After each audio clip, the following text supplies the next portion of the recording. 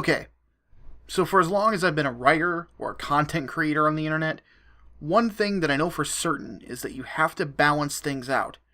If you constantly talk about negative stuff or have a character that you've created that is nothing but negative, you're gonna end up as a miserable bastard.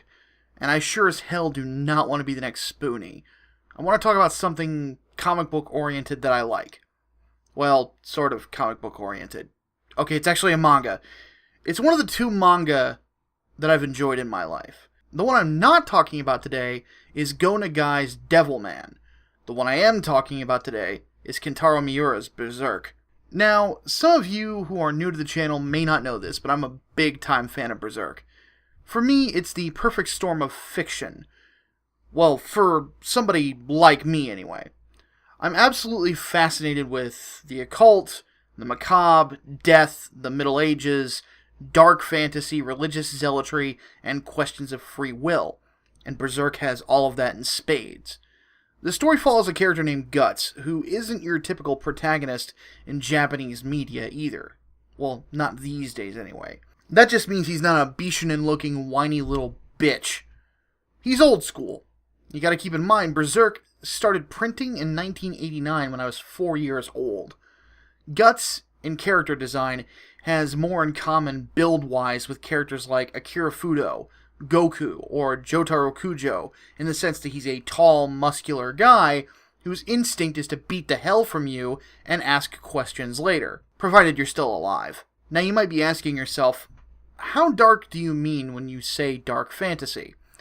Well, chances are, if you're an entertainment nut like I am, you're probably familiar with other dark fantasy like Game of Thrones, Song of Fire and Ice, which is obviously the books, the Dragon Age series of video games, you got Baldur's Gate, you got Planescape Torment, and in pulp stuff you got Elric of Melibone or Conan the Barbarian. You've probably heard of events like the infamous Red Wedding in Game of Thrones. Well, let me put it this way. The major wham episode, which is a term coined by J. Michael Straczynski, meaning an episode that changes the series forever, and if you've seen Babylon 5, you know that he loves those. But the one in Berserk, the big one, the infamous one, is called the Eclipse. The Eclipse is something I won't spoil for you, but I will say that it makes the Red Wedding look like an episode of Dora the Explorer. The best way to describe Berserk is if you took Robert E. Howard's work, then took H.P. Lovecraft and Aleister Crowley, and you blended it all together with a sprinkle of Japanese flavor, you would get Berserk. With that said, Berserk isn't just violence and extreme content for its own sake. This isn't Violence Jack we're talking about. Now, there is violence. In fact, there's a ton of it. There's some rapes, there's torture, eldritch abominations, and some genuine horror in its pages, but it's all done with purpose. Kentaro Miura is fantastic at character crafting, and when he does put a character through extreme circumstance, there's a point to it. It's happening for a reason.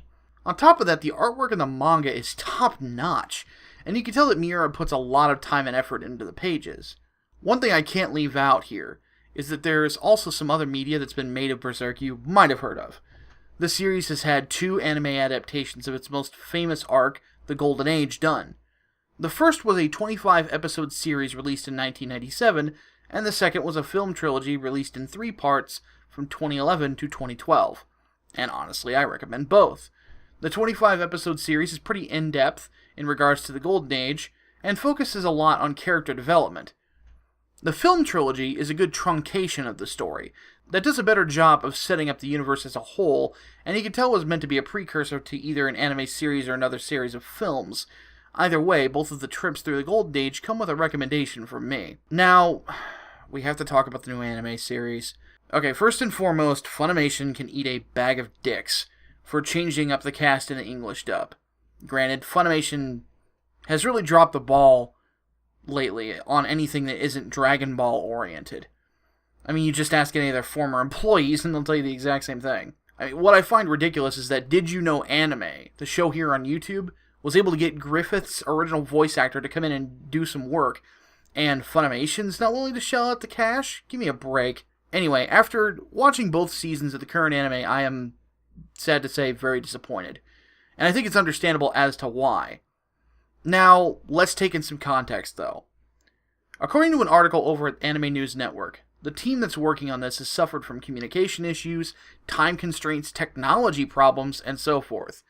Given that all of those are recipes for any sort of disaster, it's not like I can sit here and get that pissed about it. You can't exactly make chicken salad from chicken shit. I do think that heaps of anger should be levied at whatever moron didn't think for a split second that a Berserk anime was going to take time, top-of-the-line technology, and cohesiveness to work. It looks as if they're fixing a ton of the issues when they go back and put it together for the Blu-ray, but it's going to be a while until those are available here in the United States, and quite frankly, you should be putting the effort into it in the first place.